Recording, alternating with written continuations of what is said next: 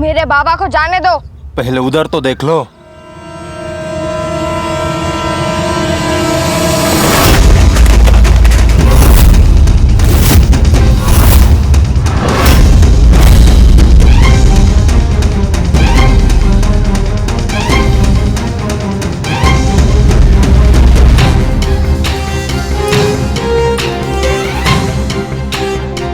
क्या चाहिए तुम्हें? अंधे को क्या चाहिए?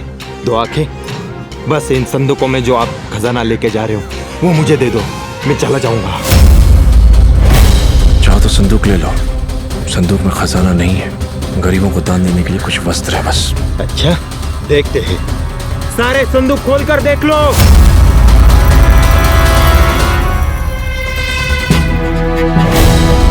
कुछ नहीं है इसमें। खजाना कहाँ है? खजाना सही जगह पहुंच चुका है। तुम्हारे पास दो ही मार्ग है, या तो तुम और हम बिना संघर्ष किए एक दूसरे को जाने का रास्ता दें, या फिर तुम और हम तलवार की धार पर ऐसे ही बैठकर हमारी सेना की दूसरी टुकड़ी के आने की प्रतीक्षा करें। उस टुकड़ी के आने के बाद हम तुमसे रास्ता नहीं मांगेंगे, तुम्हारा सर मांगेंगे। सोच लो, तुम्हें रास्ता देना है या सर?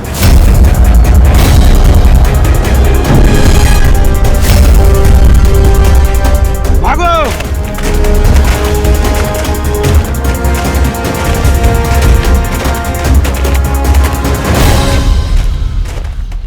बाबा, हमारी दूसरी कौन सी टुकड़ी है?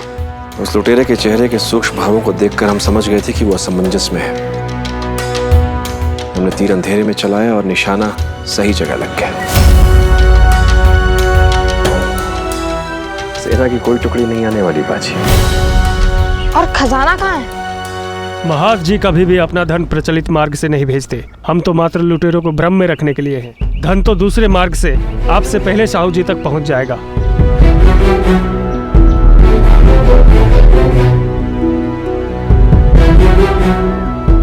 पर बाबा, इन लुटेरों को ये कैसे पता चला कि हम जो धन लेकर जाएंगे वो इसी मार्ग से लेकर जाएंगे? क्या ये संभव है कि किसी ने हमारी सूचना इन्हें दी हो? वो संभव है, और निश्चित तौर पर कुछ कह नहीं सकते।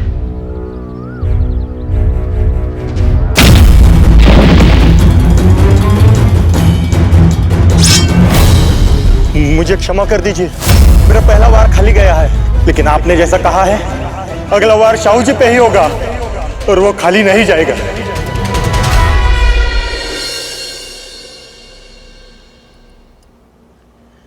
हमें अब तक विश्वास नहीं हुआ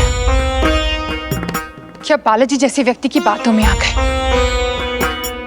आपने एक बार भी नहीं सोचा ना कि आपके इस निर्णय का आपके परिवार पर क्या असर पड़ेगा। व्यापार में व्यक्ति का नहीं लाभ का सम्मान होता है। जब लोगों को ये पता चलेगा कि आपने घाटे का सौदा किया है तो आपका क्या सम्मान रह जाएगा। और जब ये बात फैलेगी कि आपने अपना धन सेना और हथियारों के लिए दिया है तो समाज में हमारे पास भी कोई नहीं बैठेगा। हनी, काशी के लिए हम बड़े बड़े व्यापारी और साहूकार खानदान में रिश्ते ढूंढ रहे हैं, उसका रिश्ता कैसे होगा?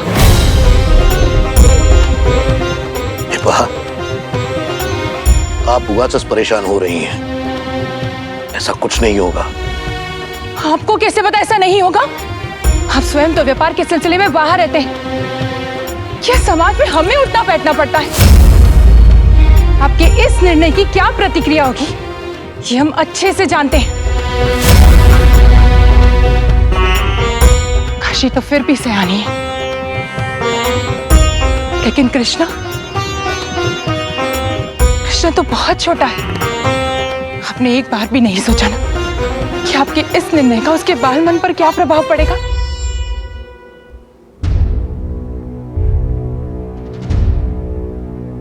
आपके इस निर्णय ने उसका वर्तमान और भविष्य दोनों बर्बाद कर दिया।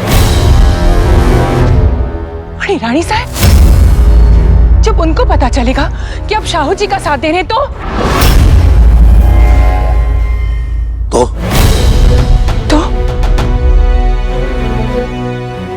हम पर कृपा बरस रही है तब कहर बरसेगा, पूरे समाज में हमारा बहिष्कार हो जाएगा। आपको हमसे बिना पूछे इतना बड़ा निर्णय नहीं लेना चाहिए था। आप सिर्फ अपने हित के बारे में सोच रही हैं, लेकिन हमने पूरे देश के हित में सोचा है। आपको ये सौदा घाटे का लगता है ना, लेकिन हमारा सारा धन ही क्या, हमारा सारा जीवन देकर भी यदि हम देश को बचा पाए तो हम समझेंगे कि ये सौदा सस्ता पड़ा। अन्नदाता पाक करता तथा भोक्ता सुखी भव।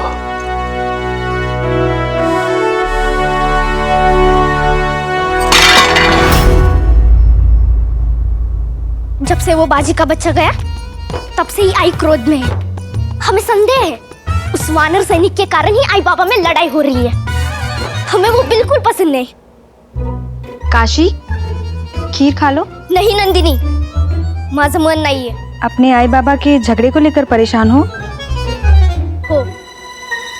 इसमें परेशान होने वाली क्या बात है? पति पत्नी के बीच तो झगड़े होते रहते हैं ना। जब तुम्हारा विवाह हो जाएगा तब तुम भी अपने पति के साथ ऐसे ही झगड़ोगी। यदि विवाह के बाद लोग ऐसे लड़ते हैं तो हमें विवाह नहीं करना, कदीस नहीं। किसी सुंदर सलोनी राजकुमार का रिश्ता आने दो, मग बगोया। राजकुमार हो या काला चोर, हमें विवाह नहीं करना तो नहीं करना। हम अपना घर छोड़कर ससुराल नहीं जाएंगे, समझ लो।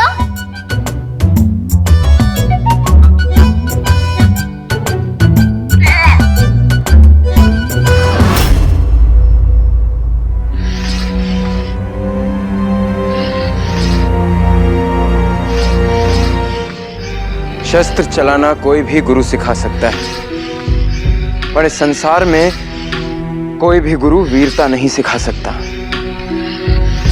ये वो भाव है जो मात्र एक मां अपने बच्चे में बो सकती है।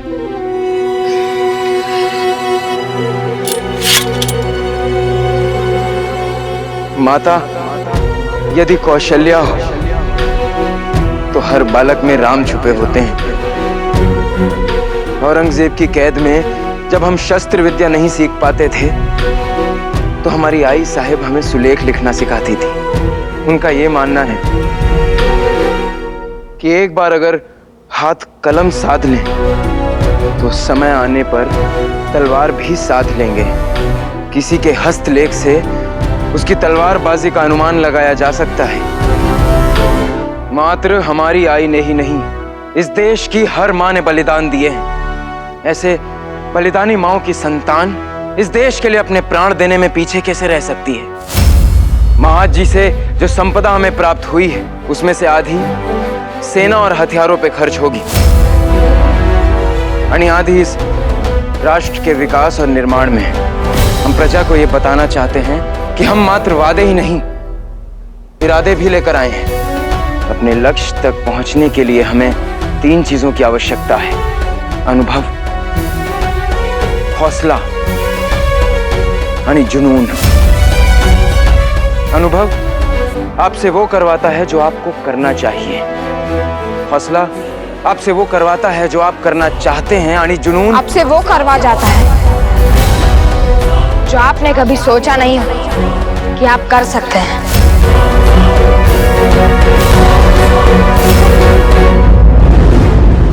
अजी देशद्रोही, उसके बाबा देशद्रोही, तो फिर इस गांव में देशभक्त कौन है? सांगा ना। मुगलों के बारूद से इस गांव को बचाने वाला, एक बार नहीं बल्कि कई बार नासिर की नाक जमीन पर रगड़ने वाला, अजिंक्य तारा की रक्षा करने वाला, दौलताबाद में मुगलों को पराजित करने वाले बाजी और काका देशभक्त नहीं है तो फिर संसार में कोई देशभक्त नहीं है। काकू, वो लोग ऐसे आरोप लगा रहे हैं और आप शांत बैठी हैं। काकू, आप वीर भी और विद्वान भी, आप जाकर गांव वालों को समझाती क्यों नहीं? उनसे कहती क्यों नहीं कि आई किसी से कुछ नहीं कहेंगे और ना ही कहीं जाएंगे। हमने जो अपमान सहा है उसका एक अंश मात्र भी हम आई और भीऊ को नहीं सहने देंगे।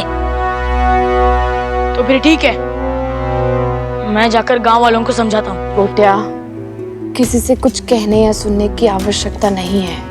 काकू, आप अन्याय से लड़ने से रोक रही हैं। आप ही ने तो हमें वीरता का पाठ सिखाया है। आप ही ने तो अपने हाथों से बाजी को कवच पहनाकर युद्ध भूमि में भेजा था। जब एक बेटा लड़ सकता है तो फिर दूसरा क्यों नहीं? मैं भी लड़ूंगा काकू, मैं भी लड़ूंगा। गोटिया, लड़ा शत्रुओं से जाता है, अपनों से नहीं। अपनों को वार से नहीं, प्यार से जीता जाता है।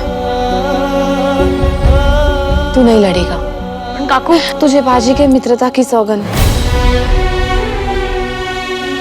आओ काकू, काय केलं तुम्ही? इससे अच्छा मेरे प्राण मांग लिए होते। न नया सौगंध तोड़ सकता हूँ और ना ही आपको इस स्थिति में देख सकता हूँ।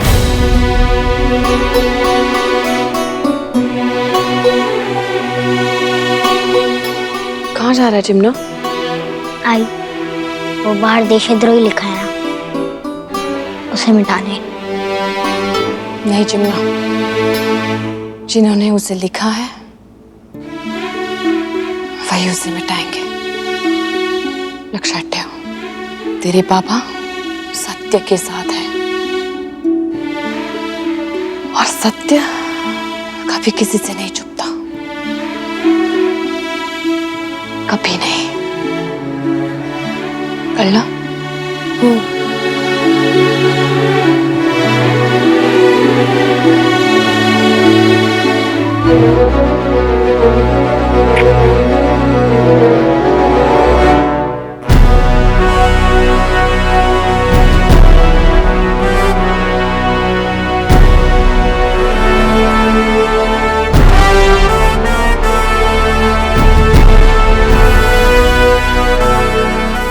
हा आमचा थोरला पुत्र बाजी।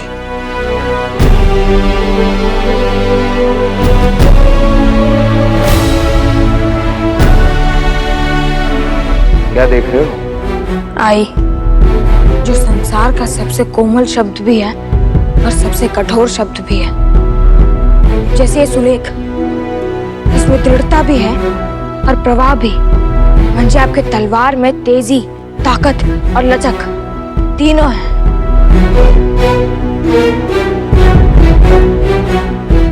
क्या सोच रहे हो? यही सोच रहा हूँ कि आज हम जो भी हैं मात्र अपनी मातृशक्ति के कारण है, और आज वही मातृशक्ति मुगलों के आतंक के कारण पीड़ित है, असुरक्षित है। आपकी आई साहेब आजम के कैद में है और कुछ दिनों पहले उन मुगलों ने मेरी आई के प्राण लेने का भी प्रयास किया था। पूरे संसार में मात्र भारत ही एक ऐसा देश है जहाँ नारी को पूजा जाता है। यदि हम नारी की, उनके सम्मान की रक्षा नहीं कर पाए तो हमारा जीवन पाप है। हमें आपके पीछे चलकर छत्रपति शिवाजी महाराज के स्वराज के स्वप्न को पूरा करना है। हमें ऐसे राष्ट्र की नींव रखनी है जहां नारी के पांव में बेड़ी ना पड़ी हो।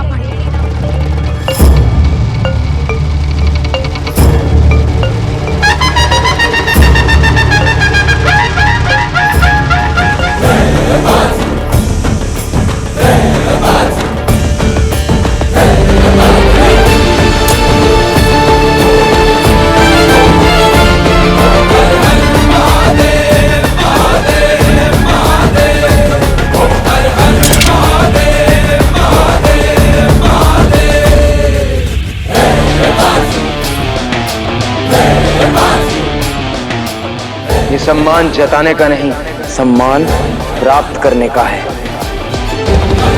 उठा।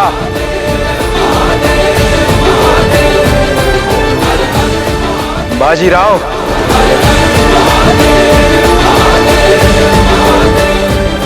मी फक्त बाजी आहे, अभी राव कहलाने के लायक नहीं हुआ। हमारे लिए तुम राव कहलाने के योग्य उसी क्षण हो गए थे जिस दिन तुमने दौलताबाद में मुगलों का बारूद ही नहीं, उनका साहस भी जलाकर धुआं कर दिया था। रानी बालाजी, आपने महार जी को हमारे पक्ष में लाकर हमारी बहुत बड़ी सहायता की है। हे श्रेयपण बाजीचंच, जो हमारा अनुभव और हौसला नहीं कर पाए वो इसकी जुनूनियत ने कर